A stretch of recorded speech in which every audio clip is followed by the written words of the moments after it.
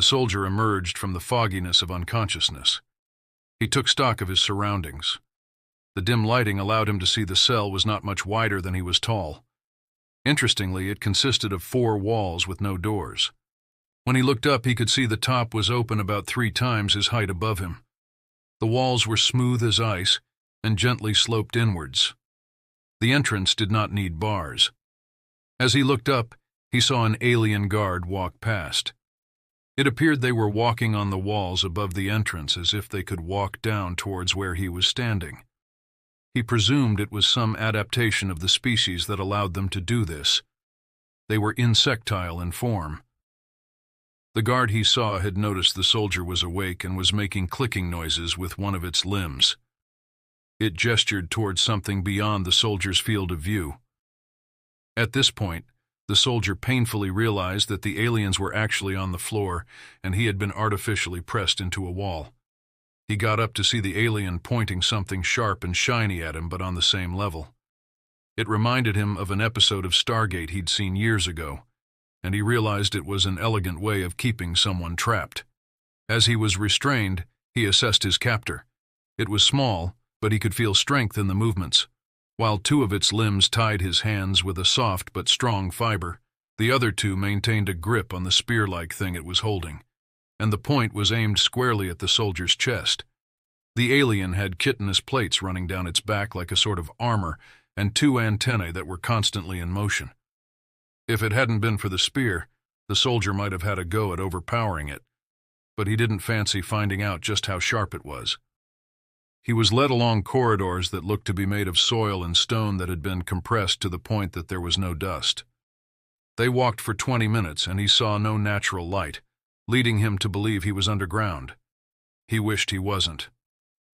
Eventually he was thrown onto a plate of dull metal on the floor and instantly felt himself pulled flat on his back. What was the ceiling, from his perspective, lit up to reveal 4 of the insectoid aliens.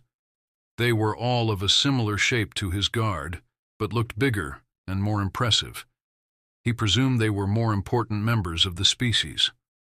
The soldier started to feel a vibration like sitting on a speaker at a gig.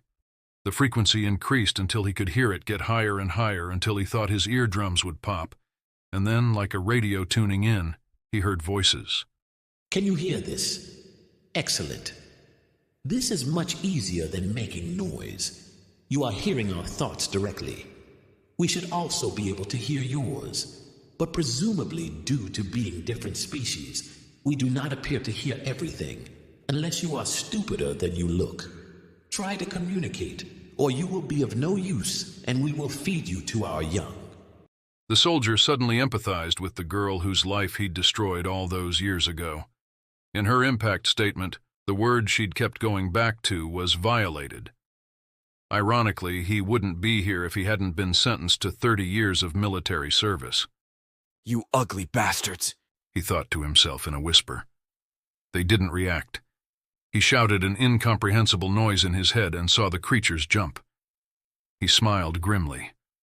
Philip Jameson, Lance Corporal 647-44871, he screamed mentally. What does this mean? Was the reply. He screamed it again, mentally. The aliens were quick to anger. The soldier smiled grimly to himself as he felt the force holding him down increase. The aliens had what looked like a hurried discussion, and a short while later, a bedraggled human appeared. The human was doing everything they could to not make eye contact with the soldier. The conversation was not transmitted, but there must have been one, as the aliens next said. I see. You are saying only which we are entitled to hear.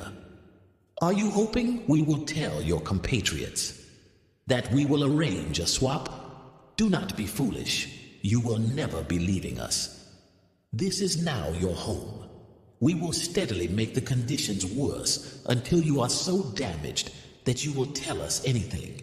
You will not be released. You will either talk or you will die a slow death. It is your choice. The aliens turned in unison and left. Once he was alone, the soldier felt the pressure release. He stood up, but immediately stumbled. The perspective was messing with his head. Above him he could see the balcony where the Inquisitors had been standing on, but clearly they weren't subjected to the same gravity as him. If they had, they'd have fallen directly onto him. Looking forward, he could see about 100 meters of floor, after which it went to black. If his gravity went the same way as the balcony, he would fall for a very long time. Behind him was the opening he'd come through. He headed towards it, acting on a hunch, which was confirmed when he found he could not get near it. Instead, he slid down as if he'd tried to walk up the inside of a large pipe. He sat down and took stock. He had always been good at staying calm in dodgy situations. He appeared to be held captive by an alien race they'd only just met, and who had extreme control over gravity. They wanted him to talk, but hadn't actually asked any questions.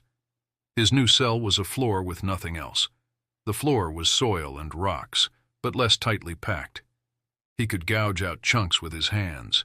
He found the soil packed a bit like snow.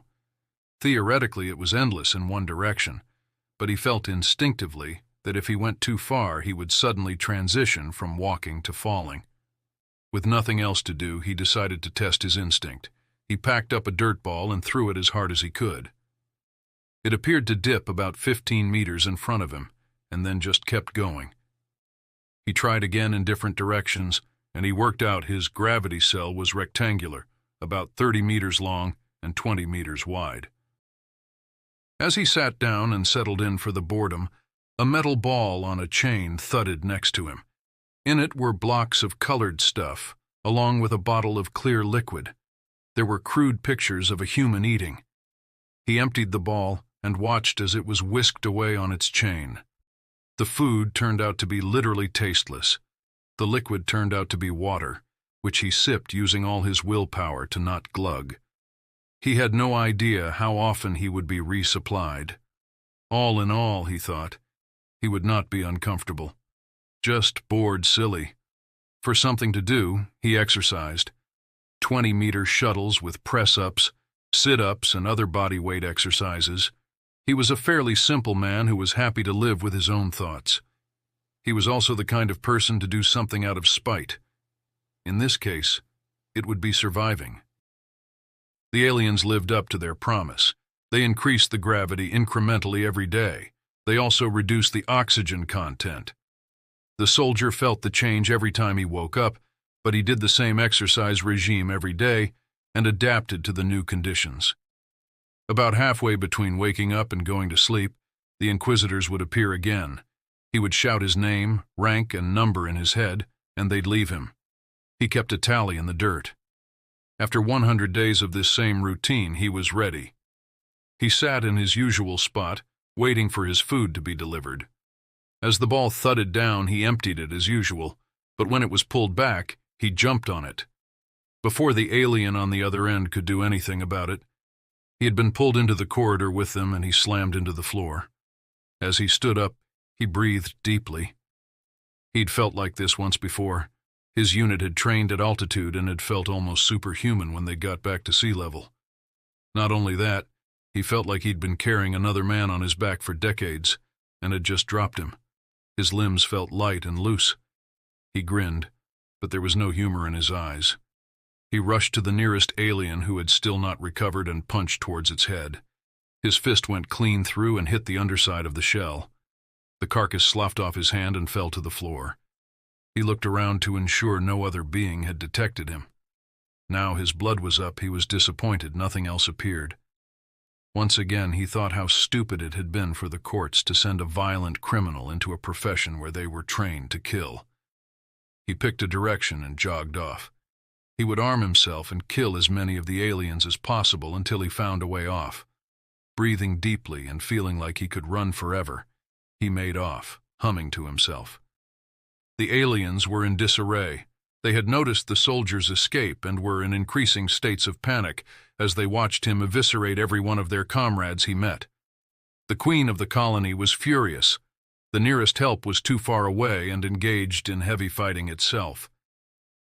Apparently, the soldiers' disappearance had been noticed and the humans were angry.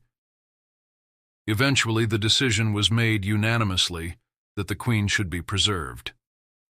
She and the lucky individuals who were near her at the time entered an escape lift.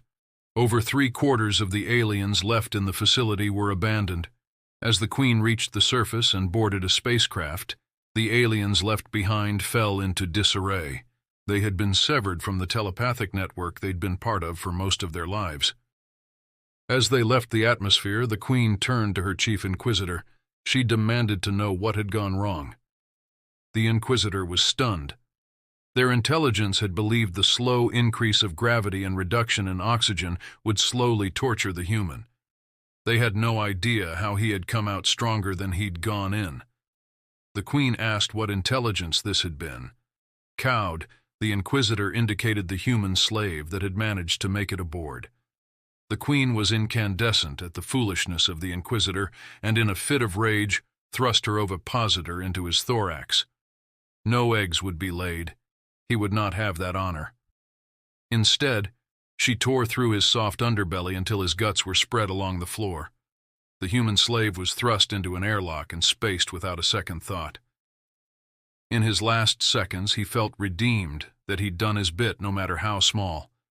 He'd convinced the aliens that a slow increase would crush the man, not allow him to get better. It had gone better than he could have possibly hoped. His body froze with a half-smile permanently enshrined on his features. They should have never trusted a human prisoner.